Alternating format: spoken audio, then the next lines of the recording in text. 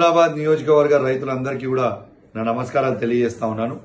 నేను మొన్న అసెంబ్లీలో కూడా చివరి ఆయకట్టు వరకు నీళ్లు అందాలని నేను అసెంబ్లీలో కూడా డిమాండ్ చేయడం జరిగిందని చెప్పి ఈ సందర్భంగా తెలియజేస్తా ఉన్నాను.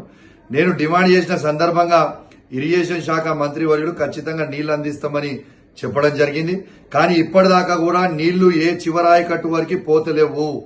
నేను మిమ్మల్ని పదే పదే డిమాండ్ చేస్తా ఉన్నాను. మా మీద కోపం ఉంటే మా మీద తీర్చుకోండి, కానీ రైతుల మీద మాత్రం తీర్చుకోవద్దు అని చెప్పి నేను విజ్ఞప్తి చేస్తా ఉన్నాను. ఈ చివరి ఆయకట్టు వరకు మీరు నీళ్లు ఇవ్వకపోతే మాత్రం మంత్రులందరూ కూడా మా హుజురాబాద్ నియోజకవర్గంలో ఏ విధంగా తిరుగుతారో నేను కూడా చూస్తామని చెప్పి సందర్భంగా తెలియజేస్తా ఉన్నాను. అదే విధంగా నేను ఒక్కటే మాట్లాడుకుతా ఉన్నాను.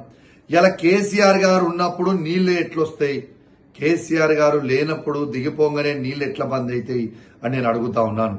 ఇలా ఈ యాక్షన్లు చేసుడు, ఈ డ్రామాలు చేసుడు బంద్ చేయరి. నేను స్థానికంగా ఉన్న మంత్రులకు చెప్తా ఉన్నాను, ఇరిగేషన్ శాఖ మంత్రివర్యుడికి చెప్తా ఉన్నాను, స్థానికంగా ఉన్న నాయకులకు కూడా చెప్తా ఉన్నాను. కాంగ్రెస్ పార్టీ నాయకులు ఏ ఒక్క ఎకరం కూడా ఎండిపోయినా వాళ్ళు తీవ్రమైన పరిణామాలు ఎదుర్కొనే పరిస్థితి వస్తుందని చెప్పి సందర్భంగా తెలియజేస్తూ సెలవు తీసుకుంటా ఉన్నాను. జై తెలంగాణ, జై కేసీఆర్.